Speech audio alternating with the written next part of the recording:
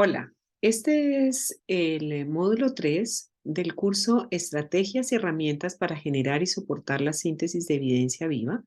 un curso del programa Living Evidence to Inform Health Decisions en conjunto con la Fundación Epistemónicos. El módulo 3 trata sobre la planeación y mantenimiento de una síntesis de evidencia viva y en el día de hoy, en esta primera conferencia, vamos a hablar sobre las generalidades de la síntesis de evidencia para informar decisiones en salud, con el ánimo de revisar los aspectos clave que debemos tener en cuenta y sobre los cuales partirá el programa de síntesis de evidencia viva o cualquier proyecto de síntesis de evidencia viva que ustedes quieran adelantar. Mi nombre es María Jimena Rojas, soy investigador del Instituto de Recerca del Hospital de la Santa Creu i Sant Pau en Barcelona. La agenda de esta conferencia es la siguiente. Primero vamos a mirar la toma de decisiones en salud, cómo se da y qué tenemos para apoyarla. Vamos a dar una revisión rápida sobre el propósito de la evaluación y síntesis de evidencia para luego enfocarnos en aquellas generalidades de la síntesis de evidencia para informar decisiones y algunos aspectos claves de su planeación. Partimos de la necesidad de apoyar las decisiones en la mejor evidencia disponible y de acuerdo con el contexto de la práctica. Es así que cuando nos enfrentamos a una decisión o cualquier tomador de decisiones en el área de salud se enfrenta a una decisión sobre las intervenciones, ya sean terapéuticas, diagnósticas, de prevención primaria o de prevención secundaria, debe considerar al menos los aspectos que encontramos en esta figura en la pantalla. Por una parte, la calidad de la evidencia, es decir, qué tan certeros son los resultados de la evidencia para informar la decisión, los valores y preferencias de los pacientes, la factibilidad, aceptabilidad e impacto en la equidad que puede tener la decisión que tomemos y los costos y el consumo de recursos entre las diferentes alternativas que estamos valorando. Con todo esto en mente, se toma generalmente, digamos, una decisión informada y basada en la evidencia que, de ser posible, buscaríamos evidencia que soporte cada uno de estos aspectos, no solo el aspecto de los riesgos y los beneficios. Hay algunos productos de transferencia de conocimiento en salud que nos ayudan a soportar estas decisiones clínicas, ya que para todos es muy difícil tener comprensión y además acceso a la información completa por cada uno de estos aspectos. Entonces, se ha hecho el énfasis y el esfuerzo por tratar de recopilar la evidencia en cada uno de estos aspectos en productos que conocemos ampliamente, como son las guías de práctica clínica, los informes de evaluación de tecnología. Muchos conocerán los resúmenes para informar políticas, que también se conocen como los policy briefs, y un producto que más recientemente ha sido desarrollado o propuesto, que son los decision aids, que van enfocados a la información para decisiones compartidas entre los pacientes y los clínicos. ¿Qué tienen en común todos estos productos? Y es que ellos consideran cuidadosamente la evidencia existente sobre el tema y sus implicaciones en la población sobre las cuales recae la decisión. Es decir, todos surgen de una revisión sistemática o cualquiera de sus familiares. Cuando hablamos de esos familiares de una revisión sistemática, nos podemos referir a una revisión de revisiones, a una revisión en red conocida como Network Meta-Análisis, a una revisión panorámica conocida también por su nombre en inglés como Scoping Review, y todas ellas se basan en la búsqueda, evaluación, síntesis, valoración de la certeza y generación de conclusiones. Por lo que en adelante, en esta presentación y en todos los materiales que ustedes puedan tener acceso relativos en este curso, vamos a llamar esto la síntesis de evidencia en una forma genérica. ¿Cuál es el propósito de la síntesis de evidencia? Pues informar sobre los beneficios y daños asociados al uso de las tecnologías sanitarias. En ese sentido, podemos definir que beneficio es ese efecto positivo causal de una intervención en los resultados en salud. Desde el punto de vista epidemiológico, el beneficio se ha abordado desde los conceptos de eficacia o efectividad, mientras que la eficacia es la aproximación al beneficio en una intervención en condiciones ideales, es decir, aquella que obtenemos la información a través de un experimento clínico aleatorio explicativo. La efectividad es la aproximación a ese beneficio en las condiciones más reales, más de la práctica diaria, de la vida diaria. Y es allí donde encontramos la información en los ECAs pragmáticos. Por otra parte, el daño se refiere a ese efecto causal negativo de una intervención en los resultados de salud y desde el punto de vista epidemiológico lo hemos abordado desde los conceptos de riesgo y evento adverso. Desarrollar un desenlace indeseable como consecuencia de una exposición natural es lo que nosotros llamamos riesgo, mientras que si ese desenlace indeseable es consecuencia de una intervención o acción en salud tendiente a generar un beneficio, pero que obtiene un desenlace desafortunado, es lo que llamamos evento adverso. Con estos dos conceptos en mente es cuando podemos hablar de un término que nos va a ayudar a soportar las decisiones en salud y es la efectividad relativa, que es esa medida según la cual una intervención hace más beneficio que daño comparada con la mejor alternativa terapéutica para lograr los resultados deseados cuando se proveen en las condiciones usuales de la práctica en salud. Pero cuando estamos hablando de la mejor alternativa terapéutica en el mundo actual, vemos que esa decisión no es tan fácil de tomar ni tampoco de informar, dado que hay cada vez mayor número de competidores con características y perfil de comportamiento, tanto de riesgo como de beneficio, muy similares. Entonces, la comparación para obtener esa efectividad relativa de acuerdo en la práctica actual con un gran número de competidores, pues es cada vez más compleja. Eso es lo que debemos tener en mente siempre que vamos a enfocar nuestra síntesis de evidencia para informar decisiones. Es decir, debemos tratar de que esa síntesis, por una parte, sea basada en los efectos sobre los desenlaces prioritarios para la decisión, es decir, incluya el efecto de las intervenciones sobre los desenlaces deseables, es decir, los desenlaces benéficos, pero también sobre los indeseables, es decir, hasta qué punto podemos esperar que haya eventos adversos y daño con esa intervención. Debe considerar todo el cuerpo de evidencia para cada desenlace. Entonces, cuando planeamos una síntesis de evidencia para informar decisiones, no estamos hablando de una única revisión sistemática, estamos hablando de incluir las revisiones sistemáticas que informen sobre los desenlaces que hemos encontrado como prioritarios para la decisión, así vengan reportados en estudios primarios, en revisiones sistemáticas, en revisiones de revisiones o en network metaanálisis, e incluyan así sea experimentos clínicos aleatorios o estudios observacionales si estamos hablando de intervención y obviamente los demás tipos de estudios si nuestras preguntas son de diagnóstico o de pronóstico. Esta síntesis también debe favorecer la comparación entre las alternativas disponibles y aportar información sobre otros aspectos determinantes de la decisión, como es la preferencia de los pacientes, los recursos, los costos, la equidad y la aceptación, entre otros. Es así que la síntesis de evidencia para informar decisiones no solo busca la evidencia de los efectos benéficos o de daño, sino también la evidencia en el consumo de recursos, en los valores y preferencias de los pacientes para lograr hacer ese balance entre los riesgos y los beneficios de tal manera que podamos dar a ese tomador de decisiones la información más precisa sobre lo que puede esperar en cualquiera de estos aspectos.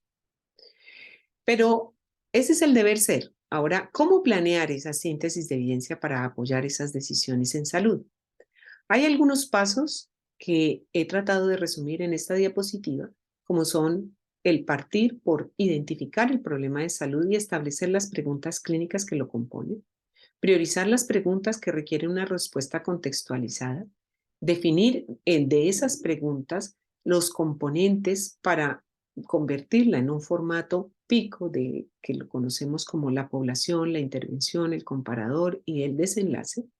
especificar esas opciones y desenlaces, considerar las particularidades y definir los subgrupos relevantes y por último, utilizar la evidencia para determinar ese vínculo entre las opciones y desenlaces. Vamos a conversar un poco acerca de cada uno de ellos. Cuando hablamos de identificar el problema de salud y establecer las preguntas clínicas que lo componen, lo voy a ilustrar con este ejemplo: prevención de transmisión vertical de VIH entre la madre y el hijo. Digamos que es un problema genérico, grande, y puede tener varias preguntas que lo pueden componer. Miremos nada más la descripción que aparece de la transmisión del VIH entre la madre y el hijo. Dice, el virus se puede transmitir durante el embarazo, el trabajo de parto, el alumbramiento, después del parto o a través de la lactancia natural. También dice que en algunas poblaciones donde la lactancia es natural, se le puede atribuir hasta 1/3 de todas las transmisiones, mientras que entre los lactantes que no tienen lactancia materna, pues la mayoría de las transmisiones ocurren en el momento del parto o durante el embarazo. Pensemos entonces que aquí hay muchas preguntas que pueden componer este problema. Si estamos hablando de previsión en la transmisión vertical, podríamos pensar cuáles son las acciones para prevenir la transmisión durante el embarazo o las acciones para prevenir la transmisión durante el trabajo de parto y el alumbramiento, o cuáles son las acciones para prevenir la transmisión vertical después del parto a través de la lactancia materna. Esas podrían ser unas de las preguntas. También de ellas identificar cuál es la que necesita más una respuesta contextualizada. Existen diferentes herramientas que ayudan a los grupos desarrolladores de síntesis a priorizar las preguntas que requieren una respuesta contextualizada. Está, por ejemplo, esta revisión sistemática que presenta el grupo de ILIALC como cómo son las aproximaciones que se han usado para priorizar las preguntas en las guías de práctica clínica. Pero existe también una herramienta que ha sido probada y cada vez más usada para priorizar esas guías, que ha sido desarrollada por un grupo de colaboradores de Cochrane y también de el GIN, entre ellos algunos colegas de nuestro departamento. Con cualquiera de estas herramientas, lo importante que se llegue a definir es cuáles de las preguntas que hacen parte de un problema deben ser respondidas prioritariamente, porque sabemos que no todas las preguntas de un problema pueden entrar a ser parte de una guía o de un informe de evaluación de tecnología, en muchos casos. Digamos que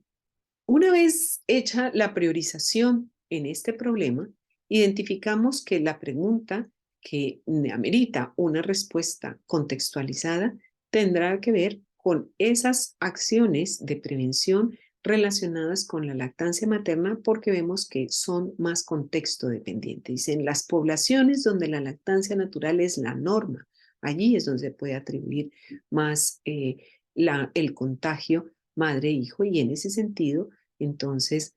digamos que esta terminaría siendo como la pregunta prioritaria para ser respondida sobre ese problema. Una vez tenemos ese proceso definido y cuál es la pregunta, pues pasamos a desglosarla en sus componentes en cuanto a la población, la intervención, el comparador y el desenlace. ¿Por qué? Porque ellos son los que nos van a permitir hacer dos cosas. Por una parte, desarrollar la estrategia de búsqueda de información encaminada a detectar los estudios más relevantes sobre el tema. Y dos, nos van a permitir definir los criterios de selección con los que nosotros vamos a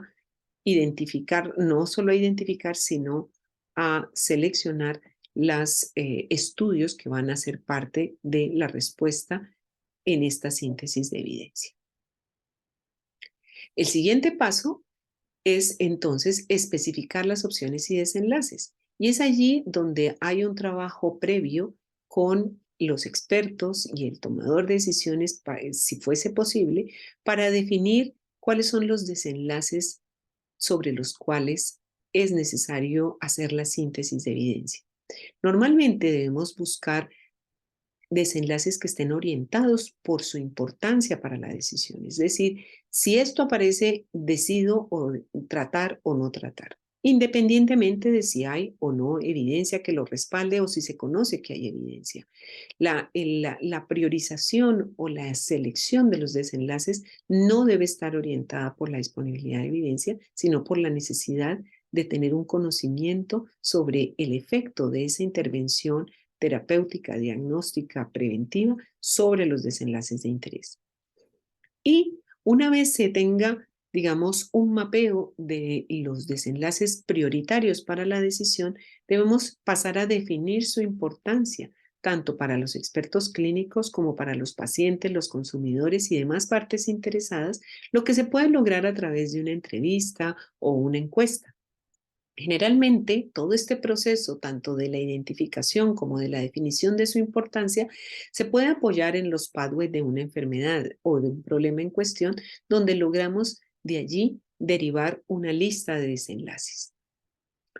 Una vez se tiene la lista de desenlaces, pues se pasa a utilizar alguna de las herramientas disponibles para calificar la importancia de los mismos. Lo que les muestro en pantalla es el proceso propuesto por el Great Working Group para calificar la importancia de los desenlaces en una escala de 1 a 9, donde 1 es el desenlace menos importante y 9 es un desenlace muy importante. Y pasa por los diferentes espacios. Digamos que de 1 a 3 está una importancia baja para la decisión, mientras que entre el 4 y el 6 está siendo importante para la decisión, sin embargo no es crítico, mientras que del 7 al 9 son desenlaces que realmente van a determinar la decisión de tratar o no tratar o de aplicar una intervención diagnóstica o preventiva en los pacientes y en la comunidad. Esta herramienta se puede usar en cualquiera de estas entrevistas que les sugerimos con los pacientes, los cuidadores y las demás partes interesadas a las que ustedes quieran hacer partícipe de esta priorización de desenlaces. Esta herramienta, digamos, esta es la visualización que hay de esta herramienta en el programa Grade Pro, que básicamente es el mismo generado a partir de la tabla anterior que les mostré anteriormente, pero aquí ya lo vemos en un sistema interactivo donde en el contexto de desarrollo de guías de práctica clínica podemos pedir a los diferentes participantes del panel y el grupo desarrollador de la guía que hagan su votación sobre la importancia de los desenlaces. Una vez tenemos los votos de todas las personas que han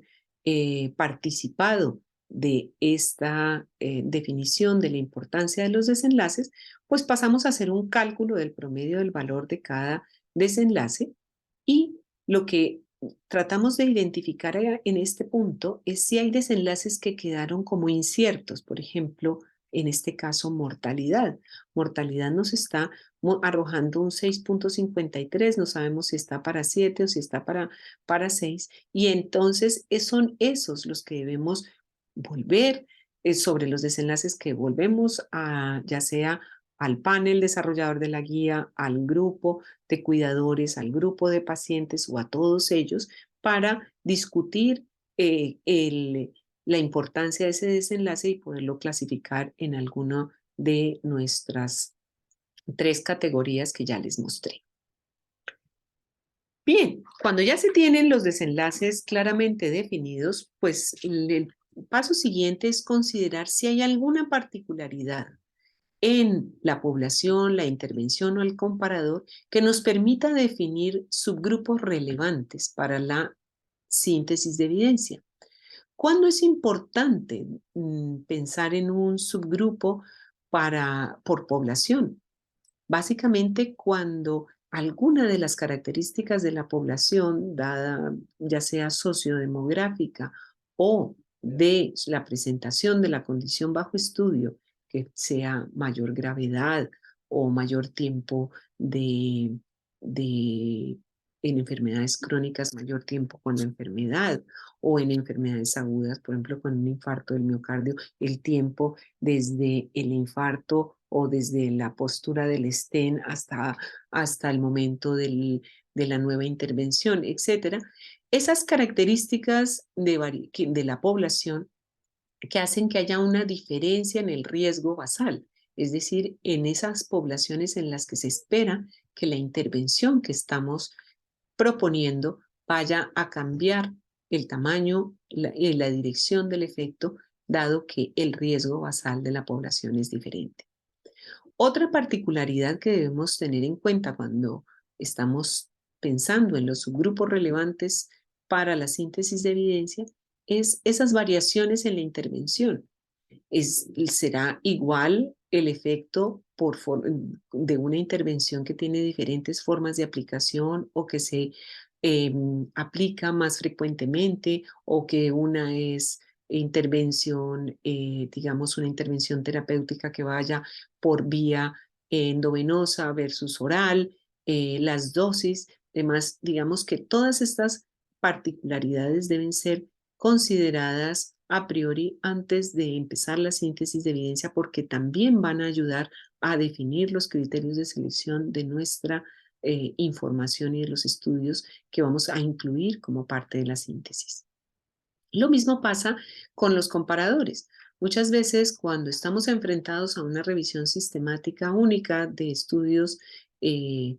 de estudios primarios, pues generalmente tenemos una pico muy definida con el comparador que nos interesa. Cuando estamos en el contexto de síntesis de evidencia para apoyar decisiones en salud, como ya les dije, debemos dar cuenta de su efecto relativo con los diferentes comparadores y competitivos en el mercado o disponibles en la población donde vamos a aplicar nuestras recomendaciones o nuestra síntesis de evidencia. Es entonces necesario considerar más de un comparador e identificar cuál de ellos es la mejor alternativa disponible para la condición de salud y si se necesita comparar con dos o más comparadores, pues tenerlo presente y definir obviamente un subgrupo por cada comparador. Volviendo a nuestro ejemplo de la transmisión vertical madre-hijo del VIH, pues vemos aquí que había algunos subgrupos de población, había otros subgrupos particularmente relacionados con la intervención y la comparación sí se mantenía igual. Miremos las alternativas de comparación. Estaba la leche de fórmula por 6 meses o más con o sin tratamiento antirretroviral o la leche de fórmula y alimentación mixta por más de 6 meses acompañada o no de tratamiento antirretroviral. Y la otra tipo de intervención sería el destete temprano de la leche materna. Con la consideración de estas variaciones, pues se generaron subgrupos para sintetizar la evidencia para informar esta decisión. El siguiente paso es cómo utilizar la evidencia para determinar ese vínculo entre las opciones y desenlaces. Pues el paso este paso involucra identificar la evidencia según esa pregunta pico y vamos a considerar ahí más que nada la población, la intervención y el comparador. Seleccionar los estudios según los criterios preestablecidos, evaluar la calidad metodológica de los estudios, es decir, el balance de los riesgos de sesgo que pueden tener estos estudios en su ejecución,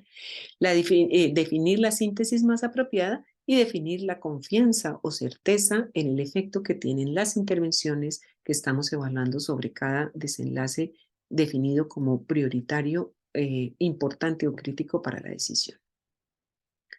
Cuando estamos hablando de identificar esa evidencia según la población, la intervención y el comparador, pues estamos hablando de definir por una parte la estrategia de búsqueda, donde vemos que vamos a incluir el mayor número de términos que nos permitan hacer una búsqueda altamente sensible con respecto a la condición de interés. Aquí vemos para el ejemplo del VIH-Sida, pues todos estos términos que describen claramente la condición de interés, la estrategia para la intervención, que era la estrategia de alimentación láctea, y los tipos de estudios que estaríamos interesados en incluir, utilizando obviamente unos filtros de alta sensibilidad para detectarlos. También definiríamos las bases de datos, aplicaremos los límites que nos permitan obtener la información más específica sin perder sensibilidad, y también una definición del periodo que estamos buscando. Después, la definición de criterios de selección sobre los estudios que vamos a incluir, no solo considerando los componentes de la PICO, pero también los tipos de estudio, y definir claramente de esos que cumplen con los criterios de inclusión, cuáles no nos interesarían, y poder definir así los criterios de exclusión. Bien, pues una vez está esto claramente definido, como parte de nuestra síntesis debemos empezar por una estrategia escalonada. ¿Por qué? Porque cuando estamos enfrente de informar decisiones en salud debemos ser prácticos, y una estrategia escalonada es la aproximación más pragmática, donde vamos a hacer uso primario de las revisiones sistemáticas si estamos en el contexto de evaluar efectividad. Por ejemplo, las revisiones sistemáticas de intervenciones serían nuestro primer foco de la búsqueda, con el fin de identificar si ya hay esfuerzos previos de otros autores que hayan resumido adecuadamente la información de ECAS que nos estén hablando de esa intervención. Si no es así, si no encontramos revisiones sistemáticas en las que podamos confiar por algún motivo, pues entonces nos vamos a identificar los ensayos clínicos aleatorios. Si no hay ensayos clínicos aleatorios, ya nos iríamos a buscar estudios no aleatorios para informar la efectividad sobre intervenciones. Y por último, los estudios observacionales descriptivos como último de nuestros recursos. Si estamos enfrente de informar sobre desenlaces de seguridad, pues nuevamente las revisiones sistemáticas de intervenciones son una muy buena fuente, pero aquí surge un nuevo estudio, que son las revisiones sistemáticas de estudios observacionales. ¿Por qué? Porque muchos de los desenlaces de seguridad se manifiestan a largo plazo, y muchos de los experimentos clínicos aleatorios no contemplan un seguimiento a largo plazo de sus participantes, con lo cual toman importante o digamos un puesto más relevante las revisiones sistemáticas de estudios observacionales. Es importante aclarar que para cada tipo de pregunta pues debemos ajustar estos criterios de acuerdo con las preguntas de diagnóstico o pronóstico. Una vez se tiene definido y seleccionado el cuerpo de evidencia que nos informa sobre los desenlaces de interés, pues estamos listos para evaluar la calidad metodológica de esos estudios. Lo más importante es definir si el estudio que tenemos enfrente es válido, es decir, hizo un adecuado control de los sesgos. ¿Cuáles son sus resultados y si son aplicables no solo a mis pacientes, como serían las guías, como dicen las guías JAMA, y si no son aplicables a esta pregunta para la síntesis de evidencia? Entonces, nosotros sugerimos que este proceso sea soportado por las guías de JAMA, las cuales siguen siendo válidas para cualquier tipo de diseño de estudio, y nos informan sobre lo que necesitamos saber, y es la validez de los estudios que tenemos frente a nosotros. También, si estamos trabajando en una pregunta de intervención, pues la definición del riesgo de sesgos de la propuesta de la colaboración Cochrane, que lo conocemos como el ROB 1 y ahora ya hay el ROB 2, es otra alternativa altamente usada y también sugerida para ustedes, porque, digamos, considera los 6 aspectos más importantes de el control de sesgos en un experimento clínico aleatorio y nos provee una imagen que puede facilitarnos la tarea, como es este semáforo, que si estamos trabajando desde el Repman 5, pues puede ayudarnos a claramente identificar si hay un alto o un bajo riesgo de sesgo en la evidencia que tenemos frente a nosotros. Después pasamos a definir cuál es la síntesis más adecuada para la evidencia que tenemos frente a nosotros. Si nos vamos a una síntesis narrativa o si nos vamos a una síntesis metaanalítica.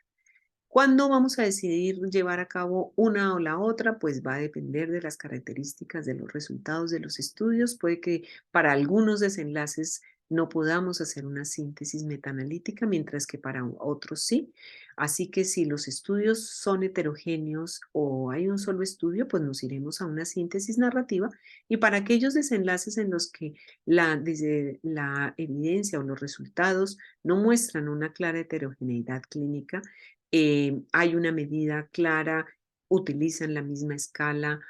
la estadística y cuadrado nos manifiesta que la posibilidad de una heterogeneidad es menor del 50% y todas estas características se juntan, podemos hacer una estimación agrupada del efecto, ya sea por un modelo de efectos fijos o un modelo de efectos aleatorios dentro de un metaanálisis que nos permita obtener una estimación mancomunada del efecto.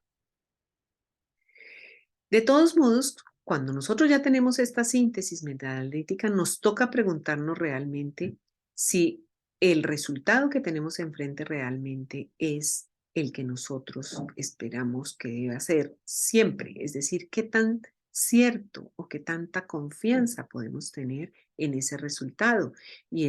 Podemos decir, creemos que ese es el resultado que se va a obtener siempre cuando evaluemos esta intervención frente a este comparador o en esta población, y cuál es nuestra confianza en una escala de 1 a 100. Realmente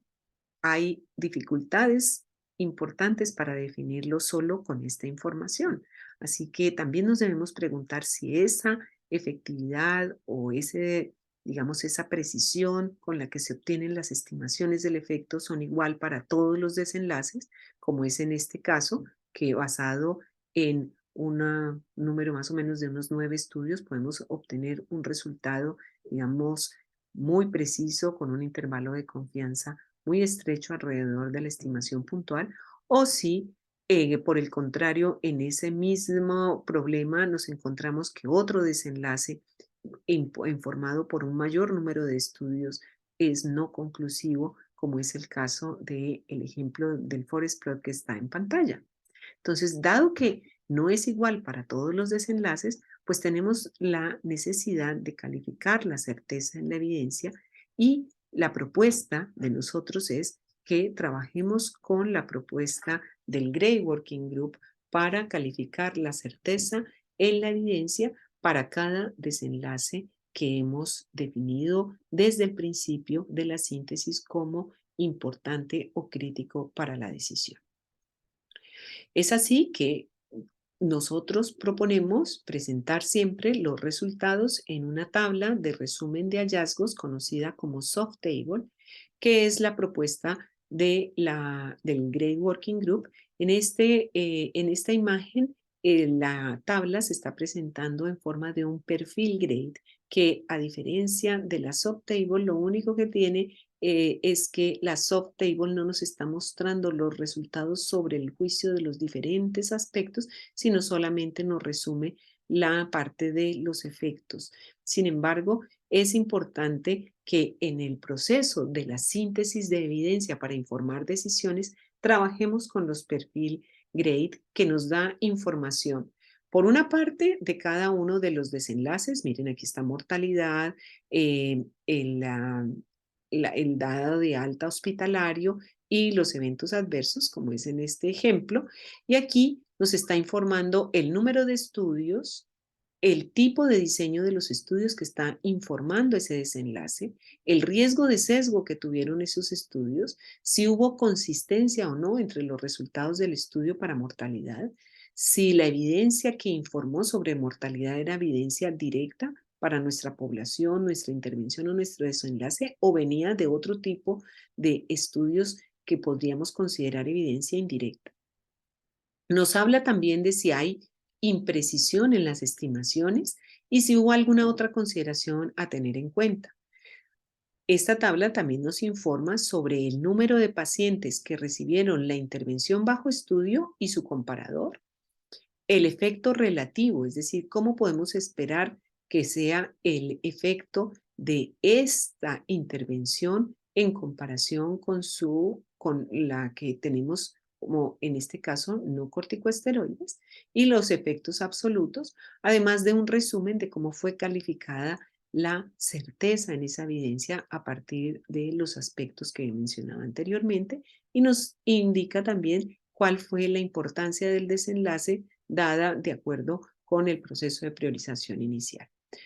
Con todo esto en mente, entonces, digamos que tenemos ya una forma muy directa de utilizar la evidencia para determinar el vínculo entre la opción y el desenlace. Es así que después de generar una tabla de perfil GRADE, podemos organizar la evidencia por desenlace, presentar la certeza de la evidencia por desenlace y concluir sobre el cuerpo total de evidencia para la pregunta en el global de los desenlaces. Aquí ustedes ven, estamos definiendo claramente cada uno de los desenlaces, cuál es la evidencia que los soporta y una tabla de resumen de hallazgos que está conectada con este resumen por desenlace. Con esto, antes de generar las recomendaciones, debemos recordar siempre incorporar los valores para definir un curso óptimo de acción y considerar las circunstancias locales para adaptar y modificar el curso de acción. Es parte, digamos, adicional que se le debe informar al tomador de decisiones, pero en esta conferencia y en este curso en particular nos estamos enfocando solamente a la parte de evidencia que proviene de la investigación sobre los efectos benéficos o no de una intervención. Muchas gracias.